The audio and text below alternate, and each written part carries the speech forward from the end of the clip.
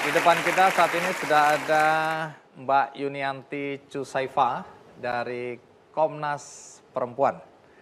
Nah, Mbak Yunianti, kalau tadi Bung Aris mengevaluasi 10 tahun pemerintahan Presiden SBY dikaitkan dengan perlindungan terhadap anak-anak, kalau dari Komnas Perempuan sendiri adakah catatan pelanggaran apa saja yang menonjol selama 10 tahun belakangan ini?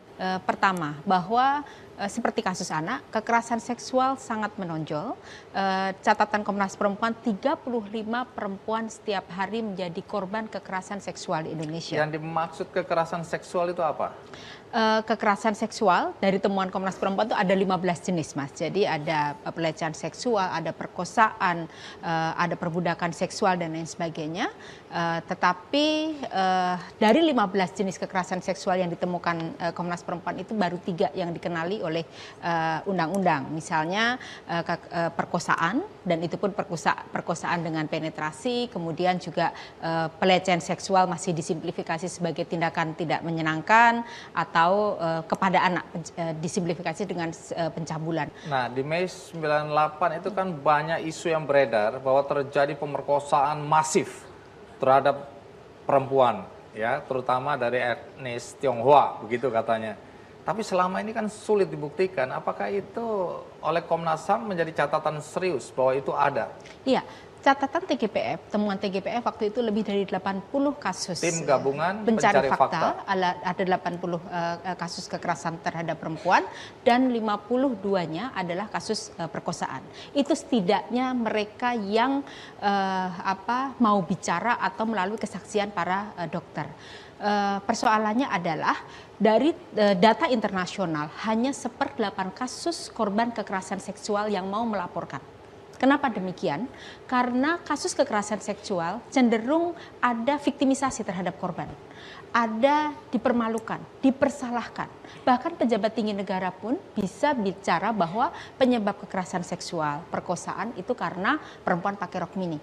Sehingga karena mereka diviktimisasi, dikorbankan 2 kali inilah yang membuat korban-korban memilih untuk tidak bicara. Baik, menarik, tapi sebelum saya akan lanjutkan, kita ikuti dulu tayangan berikut ini. Oke.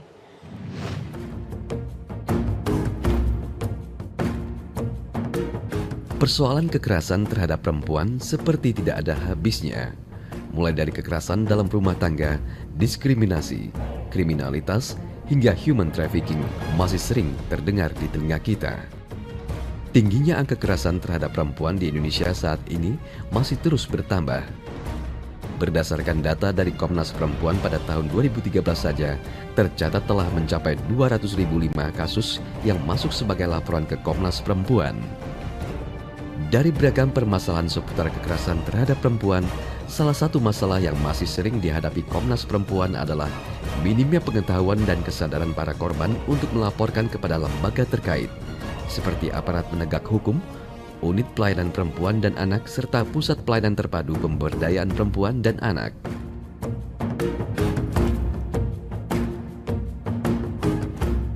Melalui berbagai permasalahan ini, pemerintah saat ini kembali memiliki PR untuk membenahi Indonesia.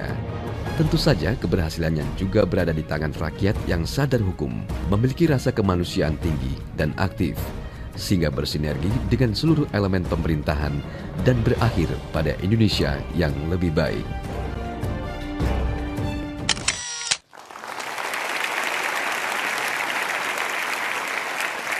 Masih soal evaluasi 10 tahun pemerintahan Presiden SBY berkaitan dengan pelanggaran hak-hak perempuan, apa yang paling menonjol? Ada catatan lain dari Komnas Perempuan? KDRT itu juga sangat tinggi, setidaknya ada 280.000 kasus kekerasan terhadap perempuan dan 85% lebih selalu menyasar kepada istri. Kita juga mencatat 10 tahun terakhir ini dari 93.000 kasus kekerasan seksual, 70%-nya pelakunya juga orang-orang dekat. Itu tidak jauh beda dengan persoalan anak. Itu Jadi kalau boleh tahu, apa saja hak-hak perempuan yang terutama yang harus dilindungi? Pertama, hak hidup, Dan ini kita tahu bahwa berapa banyak perempuan laki-laki yang juga punya hak hidup. hak hidup, betul. Iya. Tetapi perempuan hak hidupnya menjadi terlanggar karena misalnya deret terbanyak yang menjadi antri dalam hukuman mati menjadi buruh migran atau TKW perempuan. Yang korban karena kekerasan seksual misalnya di transportasi publik yang belum lama ini perempuan. Angka kematian ibu di Indonesia itu sangat tinggi.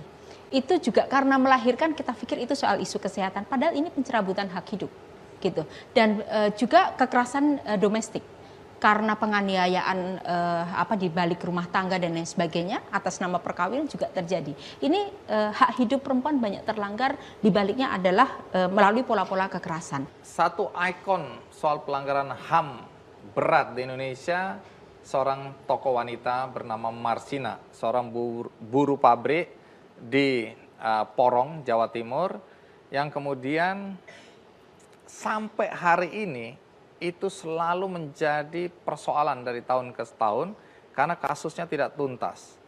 Dalam perspektif atau sudut pandang Komnas Perempuan, kasus Marsina ini sebaiknya diapakan? Dilupakan saja, ditutup, atau masih tetap harus diperjuangkan walaupun kita tidak tahu sampai di mana persoalan ini akan terus berlanjut? Kita belajar dari masa kolonial.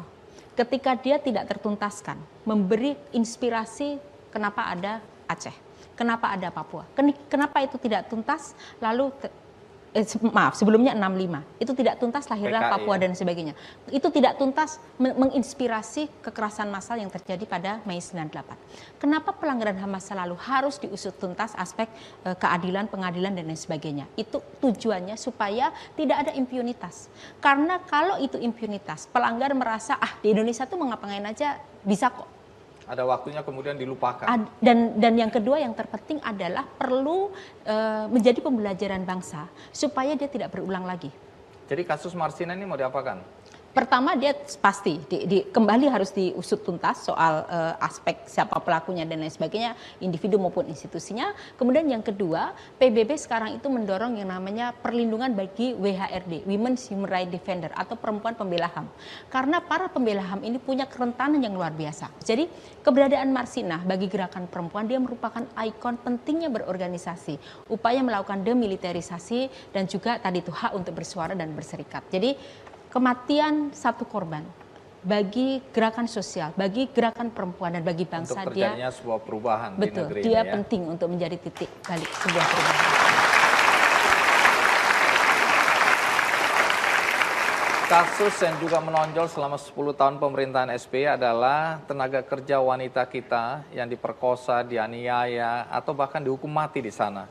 Kemudian orang ribut menganggap bahwa pemerintah kita terlalu lemah untuk memperjuangkan hak-hak pekerja perempuan. Sampai di sini, bagaimana Komnas Perempuan melihat persoalan tenaga kerja wanita kita di luar negeri? Kalau kita lihat kenapa hukuman mati ini terjadi, dia sangat berhubungan dengan kebijakan migrasi. Komnas Perempuan memantau di sejumlah tahanan di perbatasan di luar negeri, termasuk bagaimana di detention dan lain sebagainya. Kita mendapati kenapa orang tersebut sampai dalam risk hukuman mati. Antara lain, mereka berangkat awalnya adalah menjadi migran atau TKW yang legal. Tetapi kemudian karena dokumen kayak di Malaysia, walaupun sekarang ada MOU untuk harus dipegang oleh buruh migrannya, tetap yang terjadi majikan memegang dokumen. Kemudian ketika ada masalah dia lari. Begitu lari, untuk survival mereka mudah sekali terjebak dalam rantai perdagangan manusia maupun narkoba. Nah, karena di sana ada hukuman mati, maka kemudian mereka terjebak dalam rantai itu. Padahal mereka sebetulnya korban. Komnas Perempuan, saya dengar pernah marah besar karena Dignas Pendidikan di Prabu Muli di Sumatera Selatan itu melakukan tes keperawanan kepada siswi-siswi SMA sederajat. Kemudian saya juga akan tanyakan mengenai perdagangan wanita yang kemudian dijadikan pekerja seks komersial. Tapi kita rehat sejenak, ikuti terus Kick Andy.